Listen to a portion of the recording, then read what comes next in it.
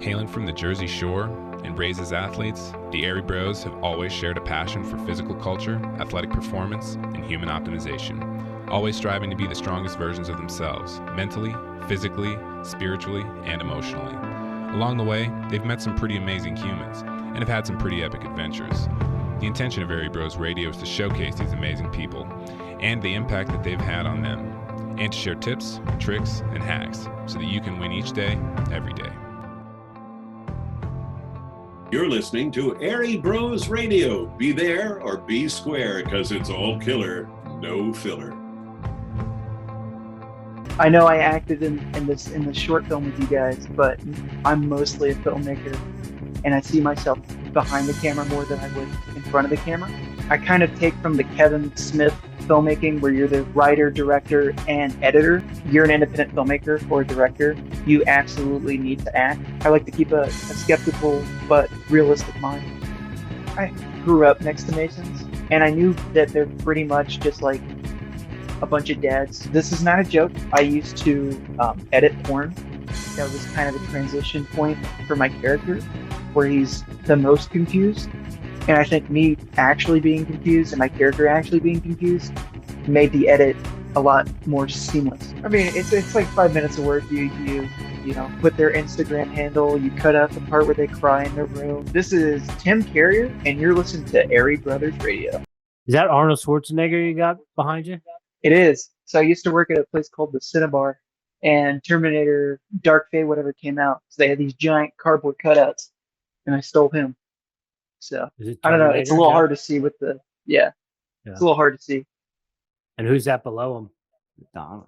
No. Oh, this I made this. This is a Rihanna. Let me bring it up closer.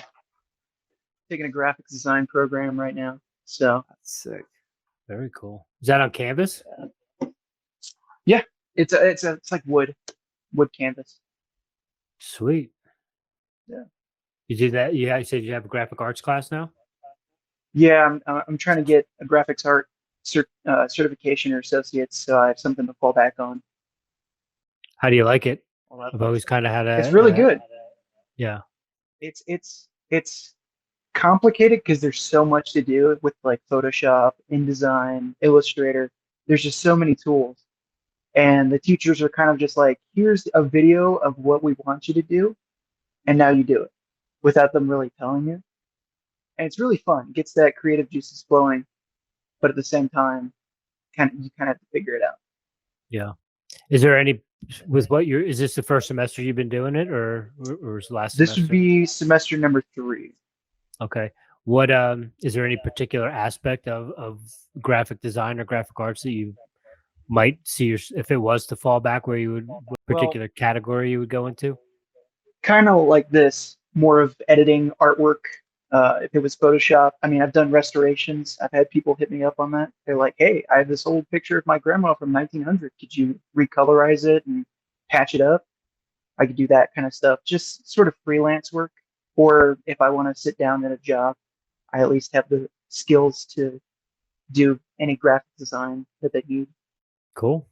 So you said the graphic design's kind of your fallback. What's your go-to, or what's your key source of interest right now that you're focusing on? Or are you just an open book, kind of trying to have as many avenues as possible?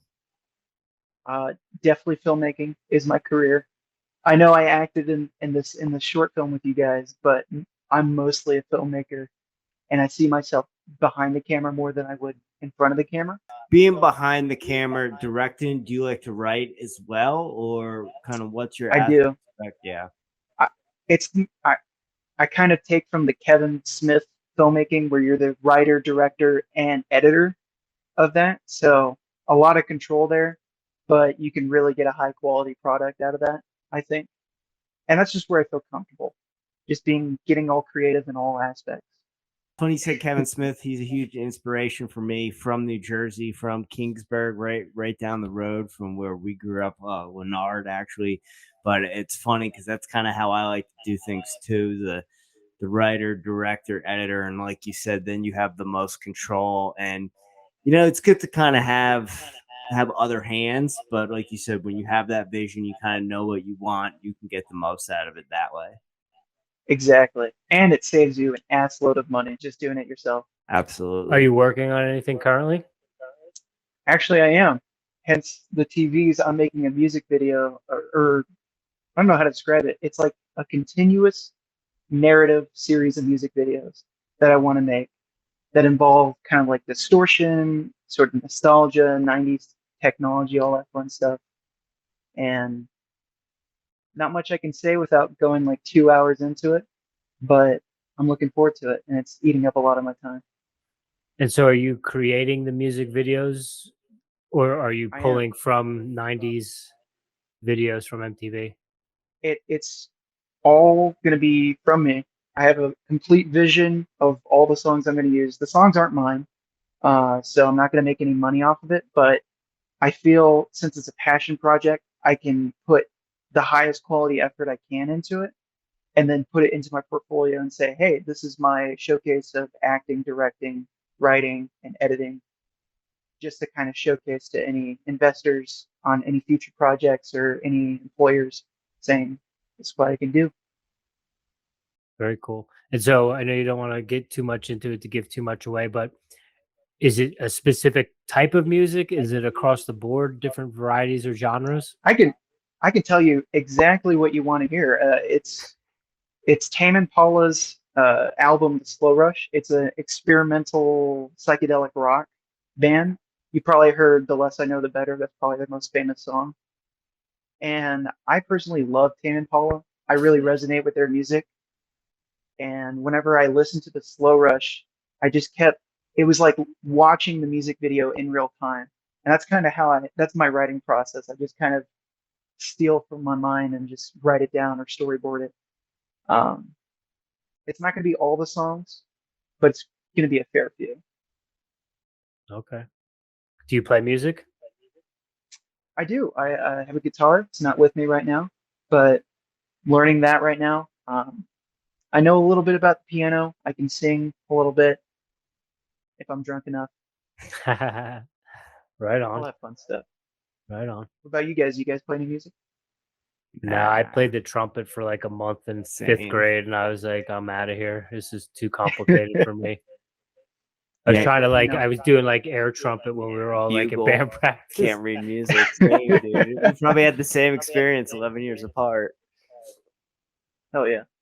Yeah, reading music sucks.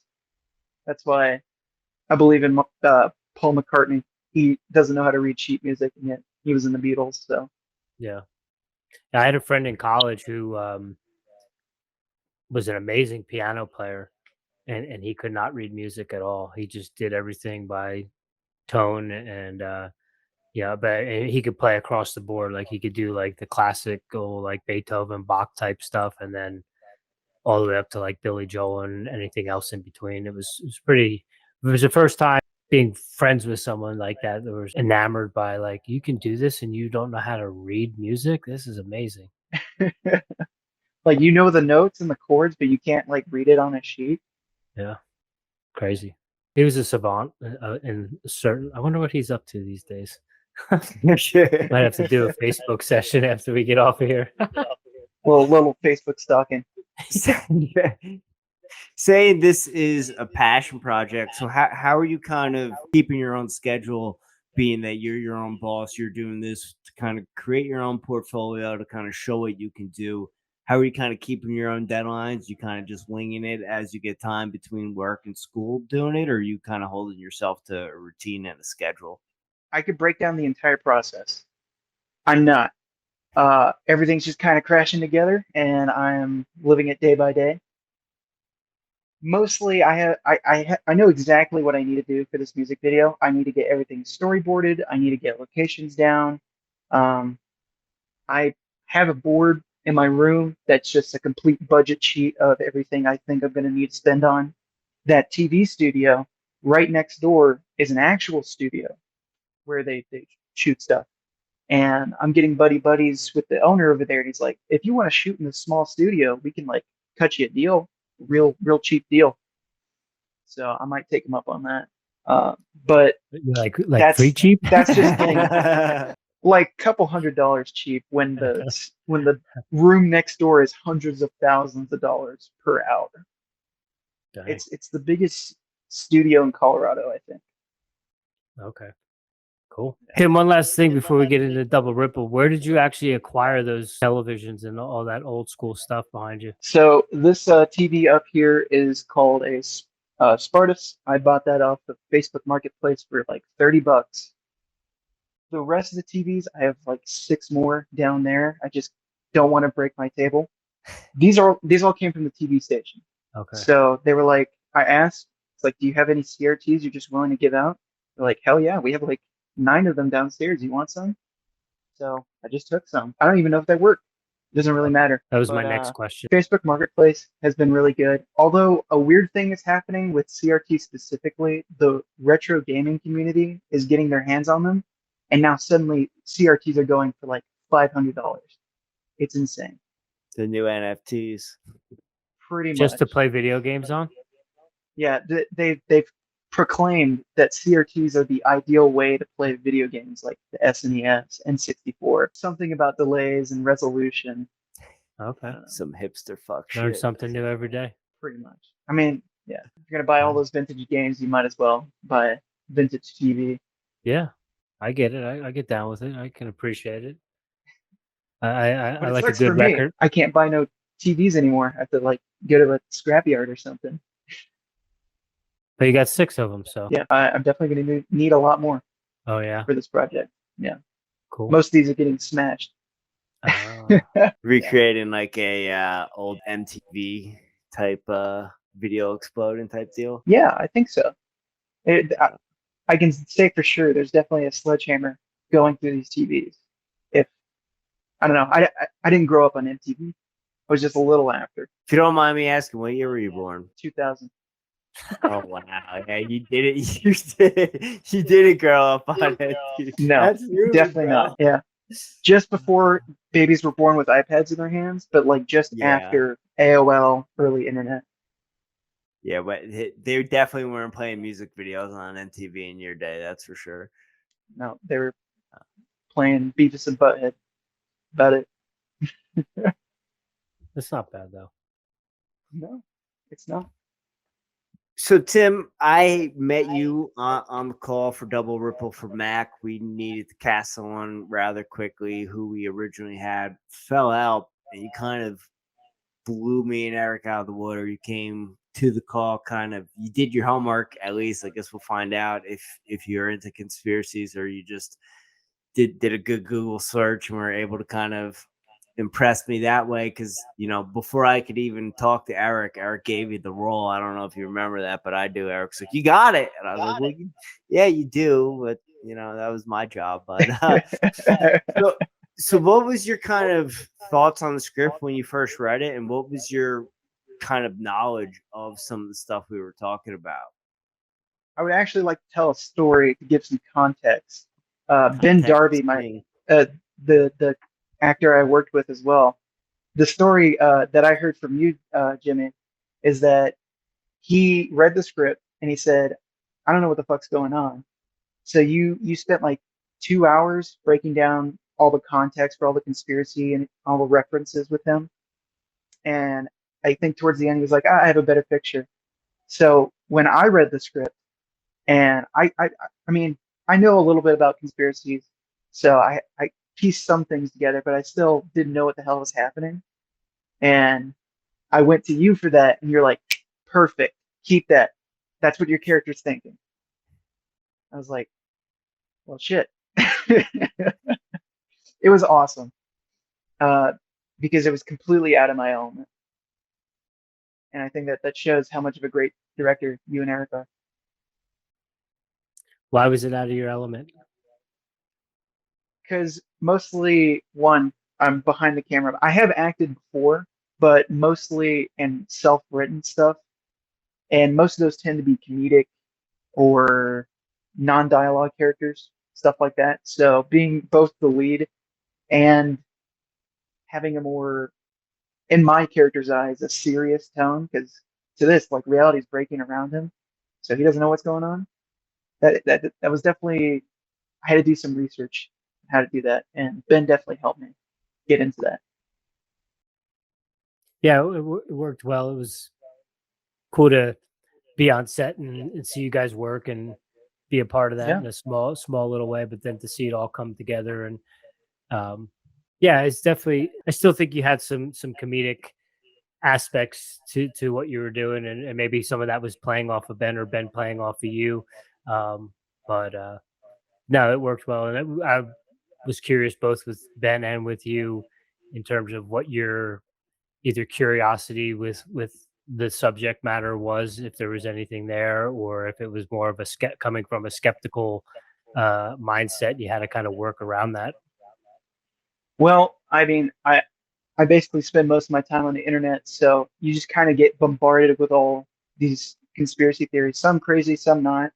So going into it, I wasn't that skeptical reading the script, but it was definitely interesting seeing how all that kind of fit together and pieced together in a way that told us a good story.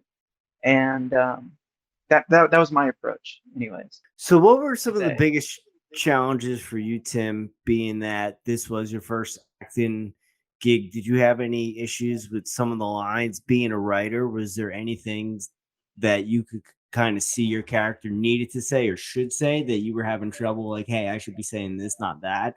What were kind of your hurdles that you had to get over? Well, I have a terrible fucking memory. I'm sure you can attest, Jimmy. I would forget my lines like 9 times out of 10.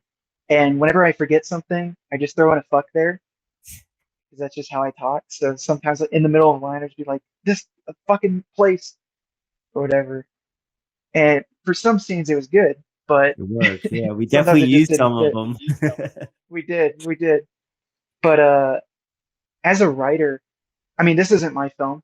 I could give constructive constructive criticism, but that's not my place. This was your guys' project. I felt like my character. I mean, there was nothing that I could really add to it.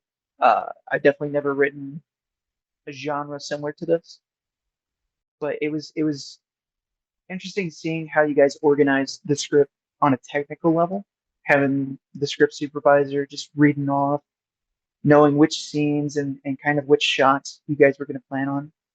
So at technical writing wise, I thought it was great, and story wise, I think it made sense, and the characters felt like they needed to be there, and without them, the story wouldn't make sense. If that answers your question. Yeah, absolutely. Was there, having gone through it all and then seeing the final product, was there a particular scene or setting or evening shooting that stood out more to you, or one that you enjoyed the most? Definitely towards the later end where we're inside the Masonic temple and just seeing all those close-up shots between my half and Ben's half. That really stood out to me, and I thought that all like those 3 nights that we did all that stuff and we were there, I don't know for how long. It just made it worth it.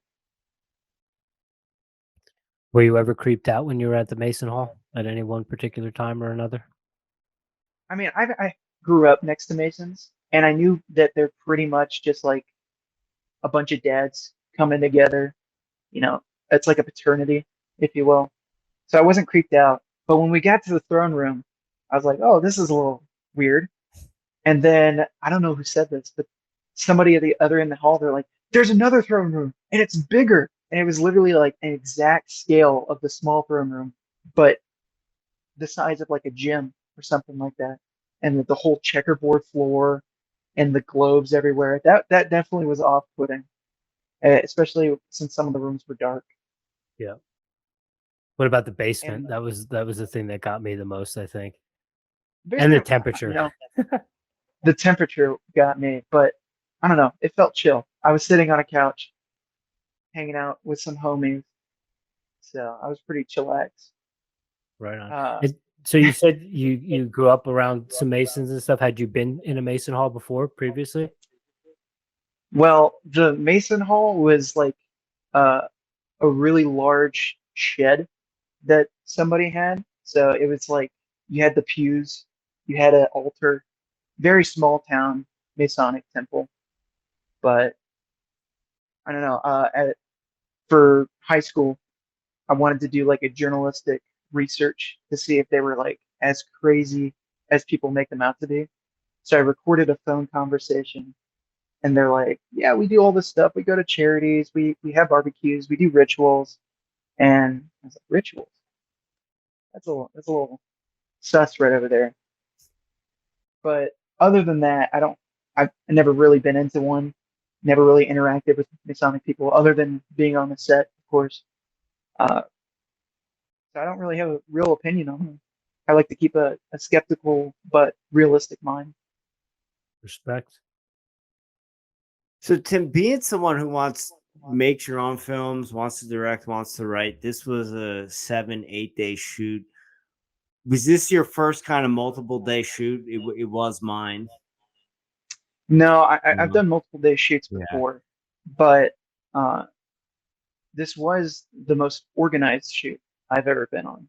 It was definitely more organized than some professional shoots I PA'd on, and that's a I'll testament take you that to guys. the bank. That's a huge compliment because it did not feel Yeah. organized. So thank you. Thank you. That means a lot. Well, as all filmmaking, everything's gonna get rushed. Deadlines are gonna get missed. Shit breaks down, shit happens, which definitely happened with us. But you guys had plans for everything. You had a shot list. You guys had a script supervisor. You had not deeds, but like permits for every location you guys went on. Uh, Jimmy, I know you location scouted most of them, and you did a great job on those. Thank you. So from casting to production to editing, I think it went very planned, very organized, which is something that I think most independent filmmakers can respect. Yeah, no, I appreciate that. That means a lot. It really does. I'm course. not just saying that. It means a lot. We all put a lot into this film, and it shows, right? It shows in the Yeah. final edit. You said prior before that towards the end you felt like you were getting better, especially in the Mason Hall, kind of felt like you were getting your lines a little bit better. Was there any Yeah. kind of edits that maybe didn't come out how you thought, or maybe a scene where you didn't think you did as well, but then in the edit seemed way better than you thought, or maybe the reverse, something you thought you nailed and in the edit didn't look good? Chronologically, we filmed the clock, not the clock tower, but South the high school. Yeah, we shot that first, and I thought I did a dog shit job at that. I was forgetting lines. I didn't know what the hell I was doing. But in the edit, I was like, oh yeah, that makes sense now. And I'm glad that we shot that first, because that was kind of a transition point for my character where he's the most confused. And I think me actually being confused and my character actually being confused made the edit a lot more seamless in that regard. I'd like to say we planned it that way, but we didn't. That's just the way it No, happened. we absolutely didn't. I know there was a lot of this where Ben's doing magical stuff, you're doing magical stuff, and as we're performing it, it's kind of like, what is going on here? And I know throughout showing it to my class without the special effects, there's a lot of what the hell are we looking at? Yeah. Did you kind of know, like, all right, this is going to be special effects, or did you kind of not know what was going on? And was there anything that surprised you, or when you saw the final edit, you were like, yeah, that makes sense. I should have went there. That should have went there. Final edit wise, I think everything played out exactly how you guys probably wanted it to be. I've had some work in visual effects, and I know how visual effects and special effects and editing stuff works. So I know where to look at. I know that I need to look specifically at somewhere, or that I'm supposed to act a certain way. But as a pretty much new time actor, I didn't know how to represent that facial expression wise. So I knew what was going on. I was pretty comfortable there. I was uncomfortable with my reaction to it and being directed like that. Yeah. So Tim, you talk about this was your first project, you crushed it. You mentioned you like behind the scenes kind of stuff, and that's really where your passion lies. And forgive me if this has been put out there and I missed it, but how did you stumble into these guys? And do you have any outside of your own projects, do you have any other acting things on the horizon? I found Jimmy and Eric through Facebook. There's a specific Colorado filmmakers group or casting group that I follow both of those. And I saw, literally just saw the title Double Ripple. And I was like, huh, I wonder what that's about. And I read the premise to it. And I had the free time. I was taking college classes, but that was online, so I could figure that out on my own time. It was just something that captured my interest. So I shot an email, tried to be as professional as I could because I didn't know you guys. And then as soon as I saw how chill Jimmy was, I was like, oh, yeah. Although I think Jimmy, I think you faked your name for a little bit for anonymous reasons. Really? What did I say my name was? I don't know. I think you said your name was James or something. That's my And real name. Oh, It's his professional name. Yeah. So It's on his driver's license. yeah. So gotcha. So here's the deal with no one has ever really called me James, like cops and my mom when she's like mad at me.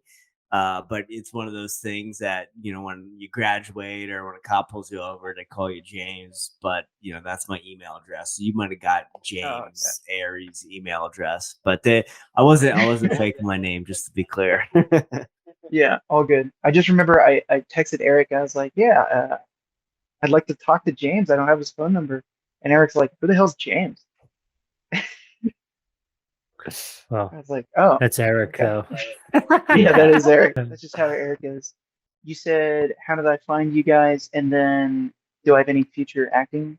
Yeah, you have opportunities, or- anything you're looking at? Or it seems like you mentioned Facebook twice now. Is that your favorite social media platform?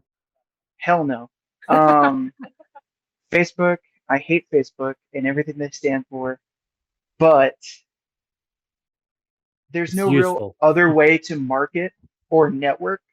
A lot of old people, I say old people in their like 40s, 50s will use Facebook to network, and those are the people you're trying to mooch towards. So I have to use Facebook. I don't post at all, but I'm just in those asking you. You groups, don't have to yeah. explain it. Did you say moosh? Mooch, Mooch. Okay, gotcha. like Gotcha. mooch What's up to that? Mooch. Mucho. Oh, I thought that was a new social media platform. No. I was like, what? I missed We something? should start it. We should Yeah. start one together. Mooch. Give Oh, me yeah. money. It'd be like a Mooch. GoFundMe called Mooch. Yeah, you get money and find cougars. Every time you donate, it gives a little kissy sound. Acting wise, that music video, I'm gonna be the lead actor in that one because I want to save as much money as I can. I believe I have another project with one of my filmmaker groups that I'm with. I can't say anything about that project, but I'm auditioning for it. I'm hoping to be behind the camera, but if you need somebody in front of the camera as a background character or something like that, I'm also going to be willing to help with that. Within your project, how do you do the in front of the camera stuff and the behind the camera stuff? Are you like saying your lines and then going cut? Pretty much. Yeah. I would have a director of photography or cinematographer, just somebody I can yell. I'll be like, okay, that's good, and then walk all the way around. And then if that doesn't work, come back. Or just have a camera on a stand and then just hope the timer works. If I can manage that, I have a whole group that they're willing to help me. So I'm not really worried about manning it. Just got to worry about directing it. Okay, cool. One thing I said to you on set, and I'm gonna say again, if you want to act, just know you can do it. It comes very natural to you. I really didn't have to coach you up much. Maybe it was just because of the role, but I felt it just came natural to you and you got it. So if you want to act, know you can. And if you want to chase that. I know you like to write and you like to direct, so chase that as well. But no, if those opportunities come up, take them, dude. You know, you said Kevin Smith. Kevin Smith does it all. So, And I think if you're an independent filmmaker or a director, you absolutely need to act, or at least take an acting class. Otherwise, you don't know how to direct actors in the correct mindset. So I would absolutely take you up on those offers if you send them my way. Yeah, for sure. And And thank you by the way. no, dude, you earned it, man. And I'm a firm believer when someone needs to be told or needs to know that they have talent, that they should be told. Because as an athlete growing up, that meant the world to me when a coach or someone would pull me aside and say that. And just know I say that and I mean it from the bottom of my heart. I'm just, it also takes is one person giving you a little bit of motivation, and then the next thing you know, you're running with the ball.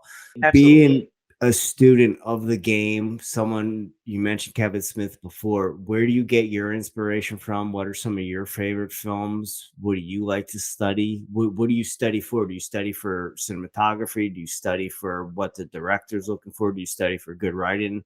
Is it all the above?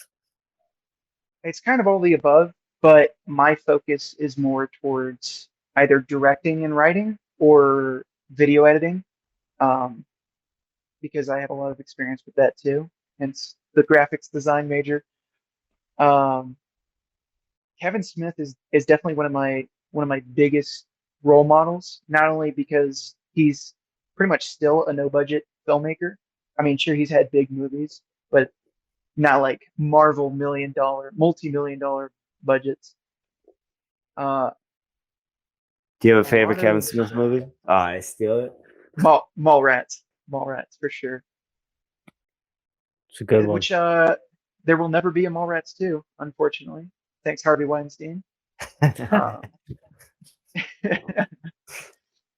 don't know. I watch so many Korean films. I think is where I get most of my inspiration from, because there's like no regulation over there. So they just kind of get as creative as they want. And you get really beautiful stories from that. Like either just crazy. I think I just saw this movie where this parasite aliens like infect your brains and turn you into a parasite. But this one alien got into some dude's hand and now it's his girlfriend. It pretty weird premises. There was another one where it was a love story, but told out of chronological order because the woman is actually going backwards through time. So they're kind of meeting a different paths. Just all the like other cultural films is kind of where I really like to spend my time. So I got two for you there. One, Jimmy stole my thunder, so I'll say, give me your top 3 Kevin Smith films. Mallrats, Dogma, and Clerks 2. Clerks 2, dude, that scene where he's like, you know what leads to relapse? Boredom. And then he's dancing to the Goodbye Horses. I literally cried. I saw Clerks 2 before Clerks 1. That scene makes me cry. So. It's a really touching film when it wants to be. And really fucking hilarious one. Dude, yeah. I know. Yeah. It does both. Like the whole porch scene. I'm not gonna elaborate. That was fucking hilarious, and I can't believe they got away with that. It makes me excited for Clerks 3, which just got announced. Tim, would you believe me, and or would you be impressed if I told you I've done shots with Jason Mewes before? I would be very impressed, and I totally believe you. You look like somebody who knows Jason Mewes.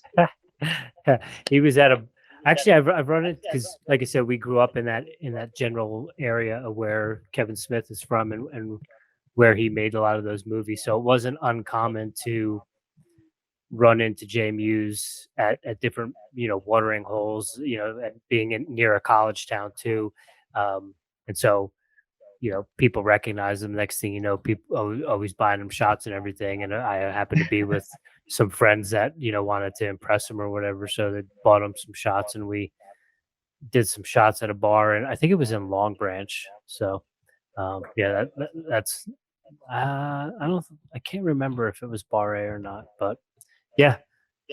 That's awesome. Run into him a few times. But this is isn't he exactly like how he is in his movies? Pretty much, yeah. Pretty much. That's him. Yeah. Yeah, there's not necessarily much acting going on as opposed to him being himself and just having some lines or kind of ad-libbing a lot of the stuff. And I think I think at this point he's probably sober now, but Yeah, he back is. then He is. he was going pretty hard. So Yeah. this was like I say it was post Mallrats, maybe even post Chasing Amy, like somewhere in that kind of time frame. Pre or post 9/11? Oh, it was pre for sure. Okay. Yeah, we're talking like 97, 98, maybe 99, somewhere in that kind of time frame. Okay. Yeah. Yeah, that's fucking awesome, man. Congrats. Yeah. Thank you. Yeah, I used to go to that comic book store. He's got a comic. Kevin Smith has a comic book store, Secret Stash in Red Bank. I don't even read comics, but I would just drive there to drive there. Huge Kevin Smith fan. Like I said, I know Rich is gonna hate on me for this, but Chasing Amy is one of my favorite Kevin Smith movies. I know it's all like rom com, but that speech at the end, and Clerks 2 is definitely up there as well, because I like distinctly remember the first time I watched that movie and how funny it was. And Clerks, just because it's Clerks and the budget Mhm. that film was kind of shot on. And to be clear, I feel like the typical Jersey Shore guy is more like Jason Mewes than the TV show Jersey Shore, just to kind of get that out there in the ether for everyone. Oh yeah. Jersey At- Shores is at like the 60/40. California version. You know, you mentioned the foreign films. How did you discover them? How did you get into them? Because I think it's kind of fascinating, and maybe this is just a very American mindset, but I feel like as a country, maybe you know, we don't have a big worldview, you know. So I think like unless you're specifically into like say foreign cars, maybe cars is a bad example, but I don't necessarily think people think unless you're into like foreign films that like oh these countries make their own movies and they have or their own music, they're like there's rappers in France that don't speak English and that sort of stuff, and Yeah. so I find that sort of stuff fascinating and just curious as to how you kind of stumbled into Korean films specifically.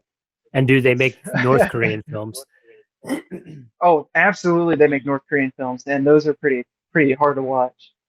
But I watch a lot of YouTube, so I'll just get movie clips, and somehow that involved. There's this collection of YouTube channels that will recap movies in like 10, 20 minutes. So like they start out with famous movies, but then they started branching out into the Korean films and like the French films and Russian films and Ukrainian films. So just kind of absorbing that in like 10 minutes. I would watch like a couple and be like, oh, that's interesting. And then I would pause that, try to find the movie online, and then I would just watch that. And then me going out and finding those films recommended me to different directors and different styles of film. Like I totally agree. As Americans, we are pretty much only exposed to Western culture. You may see a British movie every once in a while, but it's pretty much mostly American. I mean, most people will probably hear of Bollywood. Yeah. Yeah. And so are they coming with subtitles or are you just watching them in another language? They come in subtitles. Okay. They're in a different language. Some of them are not, but some of them will even have dubs, which is definitely weird. Like I the just old watch the school kung fu subtitles. movies? Pretty much like Yeah. the old Bruce Lee. I prefer subtitles over dubbed because you get the more emotional feel that the actors were actually feeling. Cool. Do you have any go-to directors or maybe movies, handful that someone listening could go check out, or maybe do what you said and check out that YouTube channel to find some movies? So the YouTube collective channels that I found those Korean movies on are Story Recap, Movie Recap, Mystery Recap, Fox Recap. If you just type in something recap, you'll find them. As for directors, my personal favorite director is Darius Britt, and you can find him on YouTube. His name is D4 Darius on there. He gives great filmmaking tips for beginners, intermediates, and so on. And he's produced a couple of shorts and a feature-long film, and those were amazing to watch. Other directors off the top of my head, I mean Quentin Tarantino, but I doubt nobody's your not favorite? seen Dang him. it.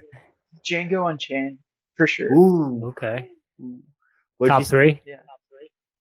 Top three: Django, Pulp Fiction, and I don't know his newest one that he did, Once Upon where a- they were in Hollywood. Yeah, Once Upon a Time in Hollywood. Those were great. But So it's kind of hard to put it in top three. They're pretty much all good. Okay, so what? Let's flip it. What's your least favorite?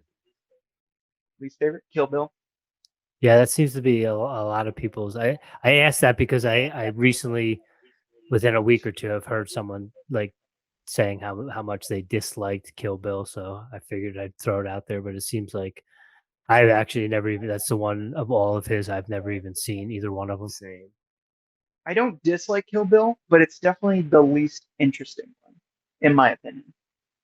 But obviously, if it was that boring, they wouldn't have made like 2 and 3. I think they made a third Kill Bill. Okay. Did you ever see Jackie Brown? I have not, actually.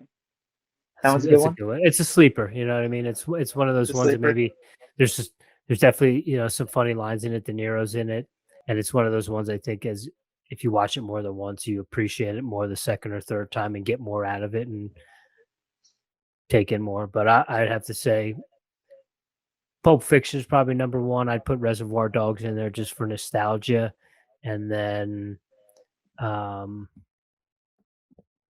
You haven't seen Once Upon a Time. It's- yeah, I saw it. Yeah. It's a little Yeah, hard to rank them, huh? it's tough. But I'm so old though. Like I have to go. Like I said, with Pulp Fiction, I saw that in the movie theater, and then Reservoir Dogs was like my intro into Pulp Fiction and who Tarantino was, because that kind of came out right as I was getting into college, and so you get into college, you meet different people, and that's where you that was my introduction to people that were into like independent filmmaking and stuff that was kind of, oh, you have to see this low budget film. It's like shoot 'em up gangster. And it was kind of like a cult following. You were like one of the cool kids if you knew about Reservoir Dogs. And then I think that I like the Hateful Eight. I put that in there. But Django Unchained is probably right. It's Hateful Eight or Django Unchained would probably be my third pick. Well, Hateful Eight was supposed to be a sequel to Django originally. Okay. Interesting. I didn't know that, but that was the original vision. Some of that was filmed in Colorado too, wasn't it? I think parts of it were, and then the other parts were in Wyoming. Okay. Cool. Yeah, Clint Eastwood is a fantastic director as well. What are your top three Clint Eastwood films? I have no idea what their names are. Cool. There's so many of them. Yeah. A little pro tip. I don't know if you do audiobooks, but there is a Once Upon a Time in Hollywood audiobook where Tarantino kind of goes way inside baseball and gives you a little bit more context of everything that's kind of going on in that story realm that he wrote. Also, if you don't want to get that audiobook, check him out on Rogan. That's a really good interview. He also did an interview with Mark Maron on the WTF podcast around the same time.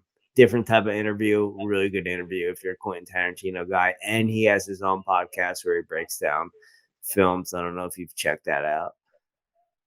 I'd also like to add, if you want to see what his style is, go read his scripts, because the way he writes his scripts is so descriptive and so planned to the second that you can almost kind of see the movie as you're reading it.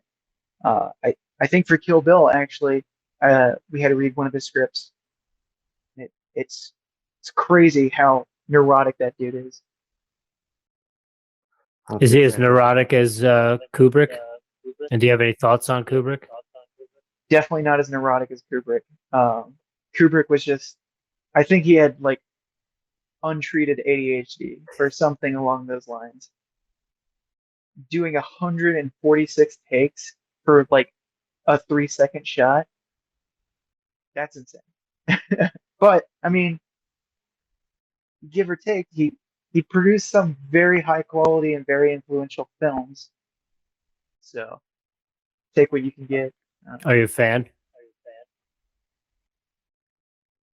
Not as much as I would like to be. I can appreciate the history and the art that it provided at the time, but not for me. Same here. Yeah, no, I'm in the same boat. I really appreciate the art aspect of it. Like, I feel like Kubrick movies are something where I could watch with the volume off and just watch the Mhm. screen and watch what he's given to me and the symbolism and everything. He's the best, right? No one, he kind of set the standard for all that. So that's definitely something to study. I'm definitely not someone that can just watch Kubrick after Kubrick after Kubrick. Some of his older movies prior to 2001 Space Odyssey are really hard watches. I'm not that much of a hipster film geek to get into that, but like you guys said, can appreciate the art of it. Mhm. I mean, like, he made every single frame a painting in his movies. That's how much effort he put. So I totally Yeah, agree. and it's kind of funny we're on Kubrick because the moon landing and the conspiracies there and Warner Braun and that's some of the stuff in Double Ripple. I know we talked about it a little bit in the beginning, but did you have favorite conspiracies coming into this film? Did we open you up on it to anything new, or did you just think I was crazy? I mean, a lot of the stuff from the script I pretty much knew, like the Philadelphia experiment, the flat Earth, and in fact, the guy who proved the Earth was flat, and then how that was later disproved later on in life. My favorite personal conspiracy theories is mud floods and the original purpose of the Sphinx and the pyramids, because going into that history is very interesting. So were you into mud floods before Double Ripple? I mean, I've heard of the mud floods and I've read up on it before Double Ripple, but Double Ripple reminded me of that, and I put a lot more research, at least I think I did, into it to kind of understand it better. Okay.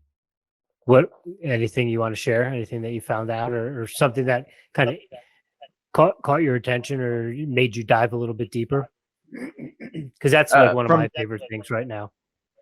From Double Ripple? From like your mud research? flood research. The fact that it happened identically at the same time, just in different, completely isolated parts of the world, that fascinates me the most. And just how forgotten it is, like how they'll bury or they'll dig underneath the streets and they'll just find more buildings or tunnels or shit like that in Russia or Chicago or New York. Well, New York, a little different, or Toronto, just all these different places, and yet somehow the mud flood still came, and I don't know, that part gets my curiosity going the most. Yeah, definitely that, and the kind of the commonality of architecture around the world. Hmm. And repairing architecture too. What they will do 100 years later, they'll use very similar techniques. Yeah, it's cool. It's fascinating. It's been a good kind of rabbit hole to dive down as a distraction from the last 2 years of craziness with the other sort of stuff Oh that's man, been going on around us.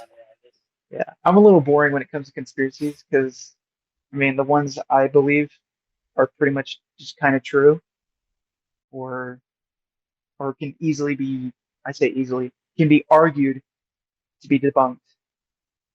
I don't have any good stories for you. No, you're fine. Some of your guys' Well, the mud flood, obviously. mud flood. What the movie Tataria? That's kind of what we base this Yeah. on, and just seeing it in our backyard, right? Who knows what those high schools were at some point? I don't know about you, Tim, but where we grew up, there were not high schools that looked like East High School and South High School. to me, there's something there. I don't know if you've picked up on it in Denver. We live over in Marsh Park, and there's a lot of just poles that look like this used to be an estate opposed to a large neighborhood, and they're kind of all in the streets around here. So that's another kind of curiosity, like how big was this piece of property at one point? What was this piece of property? So kind of the mud flood and the lost covered up history is what I like to geek out on, and Rich turned me on to that. So and forgotten history, just people just not carrying on tradition or anything like that, and we'll never know. Yeah. I agree with you there. It's very fascinating. one other thing I wanted to ask you about, because flat Earth is so taboo, and we talk about it all the time. We don't necessarily subscribe to the Earth being flat, but my big thing is, and the whole premise of Double Ripple is, once you can kind of let go of the stigma of what flat Earth is, just listen to what people have to say. It's going to bring you down the mud flood. It's going to bring you down the hidden history, some of the stuff that is covered up. So was there any kind of stigma that was maybe removed on flat Earth as you kind of went through the script and learned a little bit? Or when you hear flat Earth, you still think, oh man, this shit's fucking crazy? Well, I mean, I've always had the mindset that I don't know everything about anything. So how would I know that the other guy isn't right about something? So I've always wanted to get to know, at the very least, why people think the Earth is flat, and then hear from their perspective. So I didn't really have that stigma. I just don't believe that the Earth is flat, and to my knowledge, I'm comfortable with the facts presented to debunk it. But that's not going to stop me from going to like those flat Earth conspiracy conventions and just listening, because chances are they might know something that I don't. I mean, Double Ripple definitely got me into that mindset more, and it gave me a newfound interest to want to hear different perspectives and different people's philosophies. And then sort of whatever bits and pieces that I can agree with or not, or just disagree with, but I can respect, I'll just incorporate it into my worldview. So I think Double Ripple Solid. help with that. Yeah. I like that perspective. Thank you. It need took a lot more. of mental mining to form that. We need more of it, though. Yeah. As a whole, collectively. We are way too divided. No doubt. Well, I think too, Tim, though, as a writer and as a director, these are just resources for stories for guys like us. We don't necessarily have to believe it. It's like, oh, this is fantasy. Let's use this, right? The Earth is flat. Why can't that be a premise? And that's where I was coming at this from, is when you watch the student film fest or independent films, there's a lot of the same premises, a lot of the same things. That all I was trying to do was, let's do something different. Let's have fun. And I think we accomplished that. I totally agree. Just the other day, I went to the 7-Eleven and I just overheard something that made me want to put it into a story. I think this cashier and this guy were talking about drugs. And this old dude, he's like, yeah, like 40 years ago, weed was about like $2 an ounce and cocaine was $60 an ounce. But now marijuana is like fucking $60 or $120, but cocaine still $60. That's a good And I was like, line. what the hell did I just listen to? Can I just get my Dr. Pepper? But let me write that I down. totally get what you're saying. Yeah. Literally pulled up my phone in my car. I was like, what the fuck? And then I wrote it down. But just kind of falling into crazy and hearing all these crazy stories can not only open your worldview, but like you said, you can write it down and tell creative, unique, but well-researched stories. I think the research is key for anything that you do. The more details, the more context you can give, that's the more you're going to have people questioning and asking questions as they're watching. Yeah, I agree. 100%. Tim, is there anything about Tim Carrier that we haven't touched on that you want the audience to know, or maybe some future people that might want to work with you, stuff that you want people to know out there in ether that we haven't spoken on? Well, I mean, I'm like I said, I'm fairly comedic, but this is not a joke. I used to edit porn to make some money. So if you need anything like that, or you just need tips of how to get into that industry, I can help you with that. So hold on, I don't want to cut you off, but when you say edit porn, was it just like the girl next door OnlyFans, or was it like browser shit? Brazers. Both. So we got well, I mean, it's not not Here in not Denver? browsers, but Pornhub, X videos. I've seen some of the stuff get onto there, and it's honestly it's sad how easy the work is with how much they pay you. It really is. Do you have a And pseudonym? a pseudonym. Like, do you have a fake name for when you edit porn? No, I just don't credit myself. I mean, it's like 5 minutes of work. You put their Instagram handle, you cut out the part where they cry in their room, and then add some flair to it, and then they pay you $500. You just got to find out who the people are. Right on. More of a confessional, I guess, since I'm here. And you guys are You're like in the both country. ministers. No judgment. Yeah. No judgment. Safe What's space, that smell like? Latex. Well, I never was on set, Okay. but You just post production. yeah, they just send me the unedited clip, and I cut it up in like 2 minutes and send it back, and they're like, cool, this is exactly what I was looking for. But as a video editor, it's a little creatively draining because you're not doing anything. You're just posting clips together. So yeah, if you need a video editor, I'm your guy.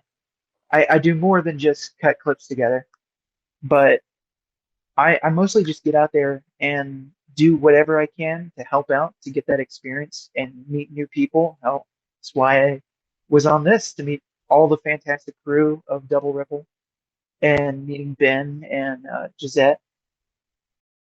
So if you need a PA, you need a guy to hold the boom operator for 6 hours straight, I can totally do that. Just wherever I can fit myself. Jimmy mentioned your Aloha shirt at the beginning of the show. Is that a one-off, or is that your style? And do you have a full collection?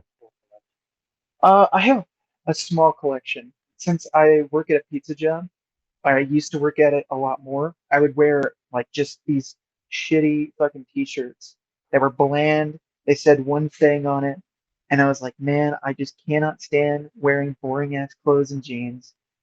So I just bought like a bunch of these shirts from Walmart. They're colorful. I wear them out if I just want to feel good, or if I'm on a professional set here. But my style is pretty much all over the place. I mean, I have high heels. I wear 70s jeans sometimes. I have leather jackets. I have jean jackets. I have, tech casual, whatever you want. Just Would you wear a members only jacket in your personal life? only if it's pink and two sizes too small. Yo, just so you know, your homeboy wears that outfit on the reg, dog. Besides the knit, yeah. I'm wearing that jacket. I had the twin girl sweatshirt on. I wear that all the time, dude. That was probably my favorite outtake. It was just a minute-long video of me trying to put my arm in the goddamn sleeve, and then I just give up. Dude, you don't know how much those outtakes were like gifts of gold you know how it is editing, dude. Sometimes you're in that kind of zone, in that matrix dark room zone, and nothing, and you're getting aggravated because you don't have certain shots. So stuff like that is like a breath of fresh air during the edit, man. You're just totally like, oh man, it's worth it. Thanks for making me laugh. It's I fucking love outtakes. It's a shame they don't put it at the end of movies anymore. Yeah, that was favorite part of like the 80s movies. You know what happened with Double Ripple, Tim, was I was getting those outtakes as we were going, but I was in too much of a hurry to get done what I was trying to get done that I wasn't creating a folder, because we had plenty to put like 5 minutes at the end just to have everyone laugh or put it out there. But you know how it is in that edit. You have to have a mindset. You have to have certain things written down, or you're not going to get it done. Especially since this was a student deadline, right? This was for your film class. This was, I imagine that'd be very stressful. It was, but I think it wasn't as bad as I might have made it out to be at times. You know, sometimes you just bitch to bitch. At least I do. Hey, got to get it out sometime. Yeah, but what wasn't as bad, and it was pretty much smooth sailing. Obviously, there's going to be real bumps and some stuff, but having you and Ben and Eric and a solid crew around us, we got it done. Oh yeah, it was definitely chaotic, but everyone there had a sense of humor, and every day that I worked there, I would not fucking stop laughing. Yeah, well, I think that's just the vibe in general I try to be around. So the fact that we made that happen and we all kind of were on the same wavelengths just made it pretty much enjoyable throughout the whole time. Mm-hmm. And that's a testament to casting over here. So don't forget that. It's synchronicity, dog. We just lucked out, to be honest with you. I say that to Eric, but like we just lucked out. The universe gave us what we needed. I don't think it's like I have a great eye. I think the people we needed is what we got. Oh, quit being so fucking humble, Jimmy. So Tim, are you a coffee drinker, my man? I am. How do you brew your coffee? How do you take your coffee? Sometimes I like Irish cream in it, but like in the morning you're drinking Irish cream? Morning, and since I'm working overnights, like way too late. I like to drink it lukewarm. I don't like hot coffee, and I don't like cold coffee. It's people call me psychopath for that, and maybe, but either straight black or just a little bit of cream, no sugar, because I'm trying to watch myself. That's how I take my coffee, like my men and my porn. Tim, do you have any daily practices or daily rituals that you do on a regular basis to show up as the strongest version of yourself? I've taken my health a lot more seriously over the past couple of years. I don't know if I shared this with you guys, but just like 2 or 3 years ago, no, 2 years ago, I used to weigh close to 300 pounds. I was at the pit of mental illness with depression, with anxiety, all that stuff. I wasn't exercising. I was eating like shit.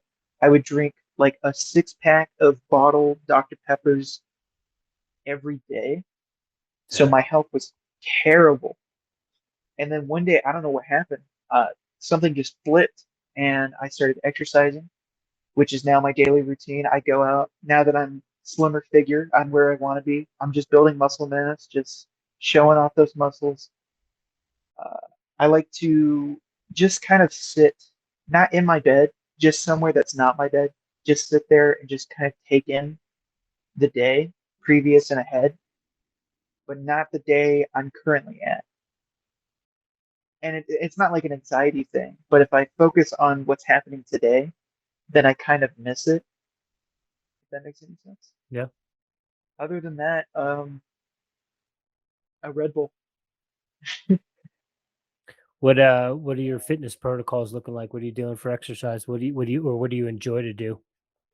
So I'm trying to, if for any weightlifters out there, I'm trying to increase hypertrophy in my type 2 muscles, which is the muscles that make you look big and are the quick bursts of energy. So a lot of bench presses, a lot of squats, a lot of shoulder presses, trying to even out both sides, curls. And then whenever my arms are just completely busted sore, I just go out and run. I'm kind of new here, so getting to see all the Colorado trails is beautiful.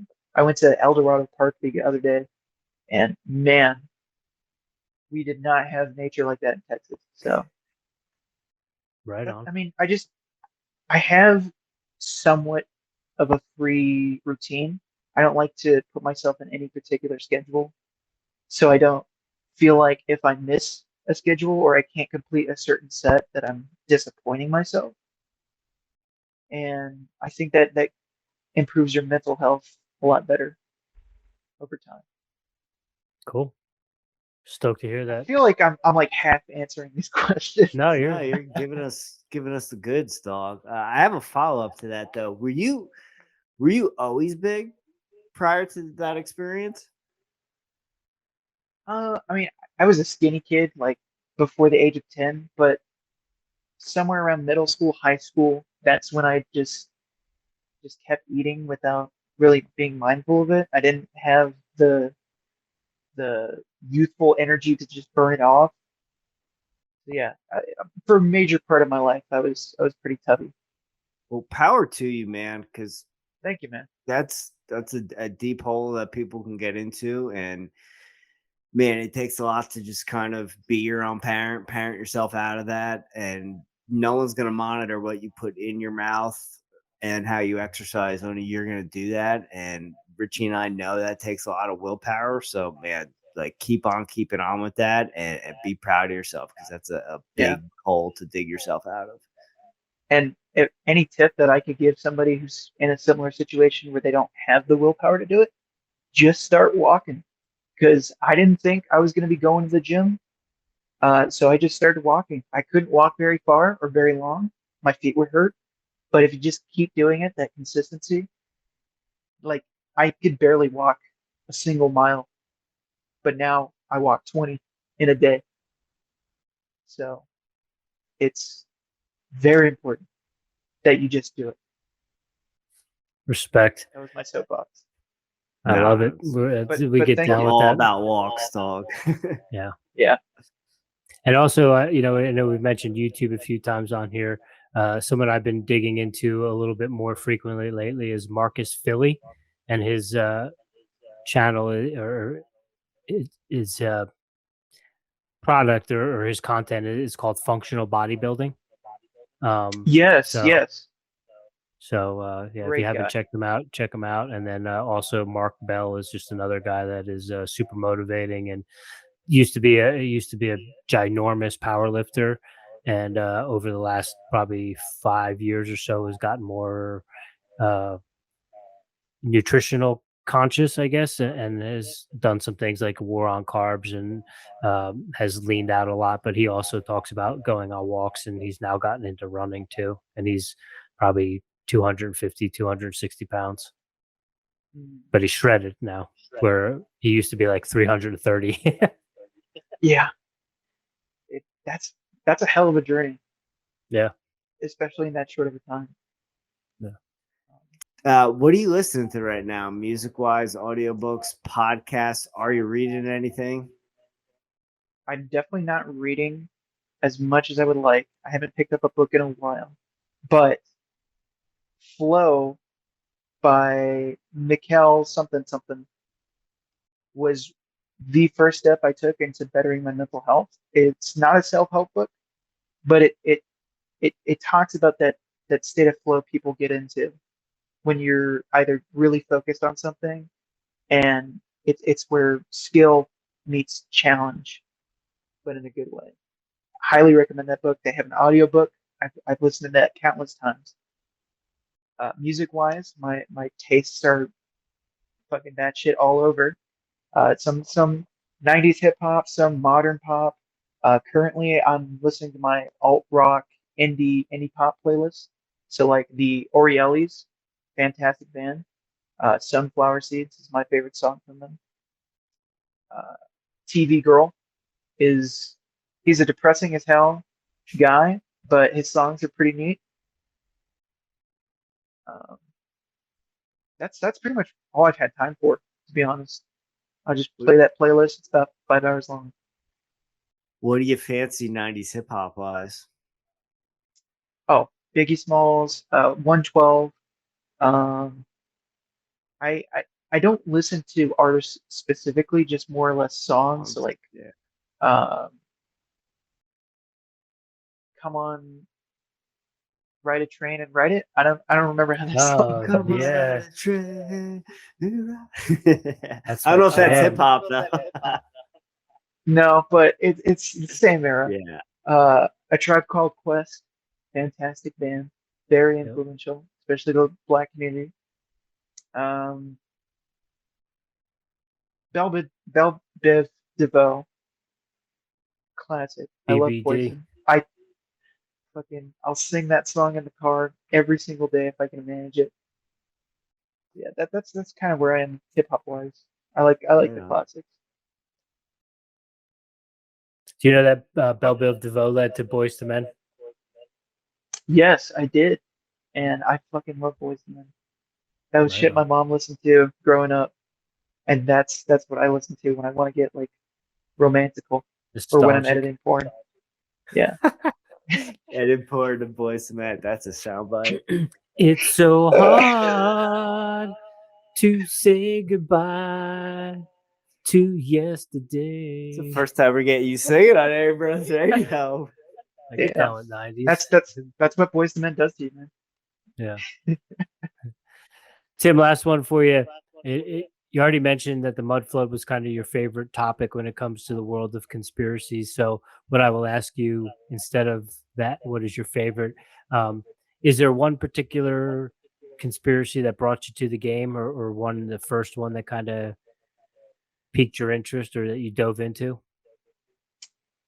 Definitely the mattress firm conspiracy that was going on. That happened years ago. That's kind of what was my gateway drug. It was for those who don't know, it was a conspiracy because Mattress Firm likes to put 4 stores on the same street right next to each other. But realistically, people don't buy mattresses very often. Like you maybe buy a mattress once every 8 to 10 years. So they can't possibly be selling enough mattresses to open that many stores. So the conspiracy is that they're opening those stores as a front for money laundering because mattresses are actually a great way to have no receipts. And you can put whatever bullshit you want on the receipt to give to the government. That's your money hidden. So I thought that was a very interesting theory. I'll have to look into that. Yeah, I've never heard that one. The more you know. Yeah. And what got me really into it was that Sphinx theory. Editing porn. I don't know if I mentioned it already. Editing porn, yeah. What? The Sphinx. What's the Sphinx theory? The theory is that the Sphinx, everyone recognizes the head, and it has the base. But what people don't realize is that the head and the base are actually 2 different types of stones. The bottom part is a much more refined brick layer stone, and it's very closer together, while the top part is more just like clay kind of being pushed together. It's not very formed. So the idea was like, well, what did the Sphinx used to look like? And people said that it actually used to be 3 times as big, but nobody understood why it was there until somebody found a little square hole next to one of the sides of the Sphinx from the oldest layer. And what people also found is that next to the wall where the Sphinx is water erosion. But water hasn't really flowed in the Nile. Like the Nile hasn't flowed there in tens of thousands of years. So people think that the Sphinx is actually way older than we think it is. And the leading conspiracy is that the Sphinx is actually a water fountain, or used to be, that the Nile would flow into. And then I believe they said atmospheric electricity and specific wiring would have negatively charged ions that would force the water out of the mouth of the Sphinx. And there's a lot of evidence supporting that. Stay tuned for Double Ripple 2. Yeah. Where we go to Egypt, baby. Green screen. We'll just go to Little Egypt in Denver or something like that. Is that a place? No. Restaurant on Colfax. That's a little Indian. Tim, You're the man. you are the man. So stoked that we met and that we have worked together and hopefully work together in the future. Keep on doing your thing. You need any help with the music videos, holler at the Airey Bros. You want to, publicize it when you get it done, holler at me. We'll get you on here. Sweet. Thank you so much. You guys have a great night. Thanks, you too, Tim. Good seeing you, bud. You too. Later.